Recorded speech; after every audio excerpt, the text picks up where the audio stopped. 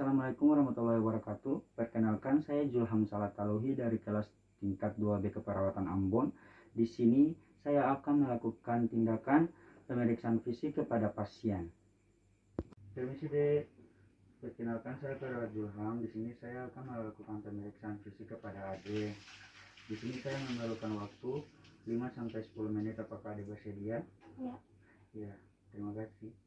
Yang pertama, pemeriksaan fisik, yaitu kita melihat keadaan umum pasien, apakah pasien tampak lemah atau tidak. Kemudian kita lihat kesadarannya itu penuh atau tidak. Jika penuh berarti kesadarannya itu kompasmetis. Kemudian kita periksa tanda-tanda vital pasien, yaitu dari tekanan nadi, tekanan darah, denyut nadi, suhu, dan pernapasan. Setelah itu kita ukur tinggi badannya, timbang berat badannya, dan kita lihat keadaan rambut, yaitu hand hygiene kepala dan hand hygiene kepala. Kita lihat keadaan rambutnya itu berwarna coklat atau tidak, mudah rontok atau tidak, dan bersih atau tidak, dan lembut atau tidak. Kemudian kita lihat kepalanya, apakah ada benjolan atau tidak, dan ada nyeri tekan pada kepala atau tidak. Kemudian struktur rambutnya itu kasar atau tidak. Kemudian kita lihat infeksi pada muka. Kita lihat mukanya itu simetris atau tidak, dan bentuk wajah oval atau tidak, normal atau tidak, dan gerakan abnormalnya. Kita lihat ekspresi wajahnya dan palpasi wajahnya, apakah ada nyeri atau tidak. Kemudian kita lihat matanya, kita infeksi matanya, kita lihat palperanya, ada edema atau tidak, ada radang atau tidak. Habis itu setelah itu kita lihat skleranya, apakah iterus atau tidak, ada radang atau tidak. Kita lihat konjungtivanya itu anemis atau tidak. Kemudian kita lihat pupilnya itu iskor, anemis, iskor atau tidak, mayus atau molarisis atau tidak, refleksi pupilnya itu terhadap cahaya terang atau tidak. Kemudian kita lihat gerakan bola matanya, tutupan kelopak matanya, dan keadaan bulu matanya. Terus keadaan visus dan penglihatan matanya itu kabur atau tidak. Kemudian kita palpasi bola matanya, kita tekan apakah pasien itu merasakan nyeri atau tidak.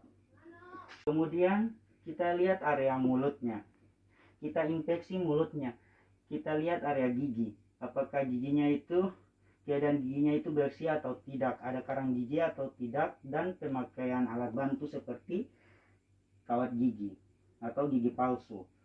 Terus kita lihat gusinya, merah atau tidak, atau radang. Kemudian kita lihat lidahnya, kotor atau tidak, dan kita lihat bibirnya. Kita lihat bibirnya apakah basah, kering, atau pecah-pecah, dan bau pada mulutnya atau tidak.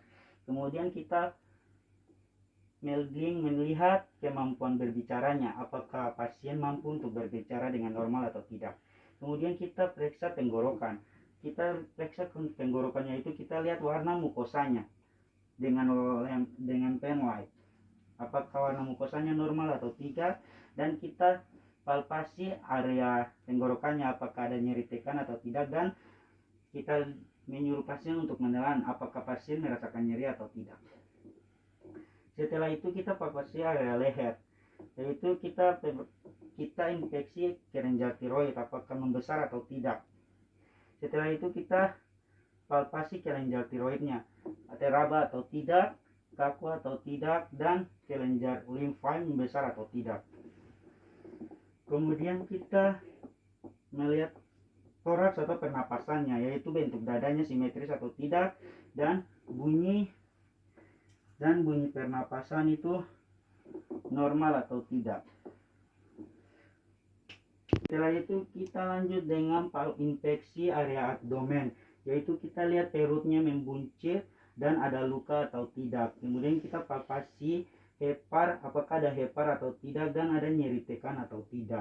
Kemudian kita melihat area genitalia pada bayi, apakah ada kemerahan atau tidak, karena biasanya pasien yang memakai pempres biasanya mengalami kemerahan pada daerah genitalia pada bayi.